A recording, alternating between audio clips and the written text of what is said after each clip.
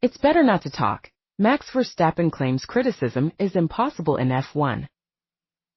Formula One world champion Max Verstappen has recently voiced significant concern regarding the ability of drivers to freely express opinions about the sport's governing body, the FIA, or decisions made by race stewards, suggesting a climate where critique risks official censure. This sentiment came to the fore following the Saudi Arabian Grand Prix, where a penalty incurred by the Red Bull driver became a flashpoint not just for the on-track action but for the broader issue of driver commentary and regulatory boundaries. The event in Jeddah saw Verstappen, starting from pole position, facing an immediate challenge from McLaren's Oscar Piastri as the lights went out. Piastri enjoyed a strong getaway off the grid and was able to draw alongside and slightly ahead of Verstappen on the short run down to the crucial turn 1. 2 as the cars approached the braking zone and navigated the opening left-hander, Piastri maintained his line on the inside. Verstappen, finding himself on the outside, ran wide off the track, effectively cutting the corner to maintain his position ahead of the McLaren. 3 This maneuver immediately drew the attention of race control and the stewards. Following the incident, immediate reactions from the cockpit differed. Verstappen reportedly felt he had not been afforded sufficient room by Piastri as they contested the corner, implying he was forced wide. Conversely, Piastri's perspective, and one shared by many observers, was that Verstappen had not genuinely attempted to make the corner within the confines of the track limits while battling wheel-to-wheel, instead opting to bypass the corner via the runoff area. The incident was duly noted by the stewards who initiated an investigation.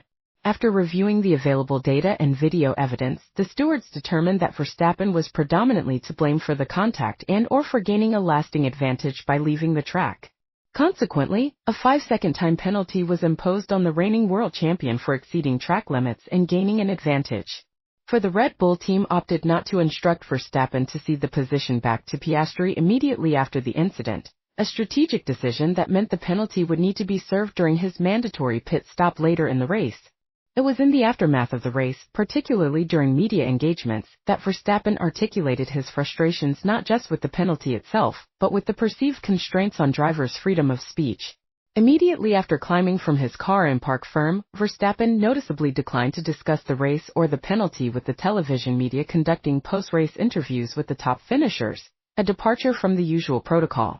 Later, speaking to the wider press contingent, Verstappen explained his reluctance, stating unequivocally that he felt he could not share his true opinion on the penalty or the circumstances surrounding it because doing so might lead to further sanctions from the governing body. He explicitly mentioned the risk of being penalized, making it better not to talk about it at all. This guarded approach is not entirely new for Verstappen. He was fined by the FIA last year for using foul language during a press conference at the Singapore Grand Prix, an incident that seemingly led to him adopting a more cautious and often succinct manner when addressing questions from the media this season.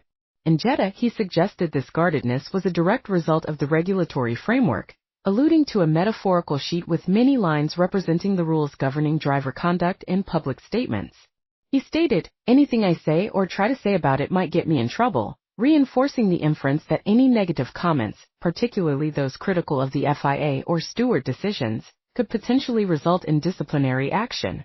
He elaborated further, acknowledging that while there are clear rules against swearing, there also seems to be a prohibition against being critical in any form that might harm or danger the sport or its governance, suggesting a broad interpretation of acceptable commentary exists within the rulebook, leading to the conclusion that remaining silent is the safest course to avoid putting oneself in trouble, something he felt no one desires.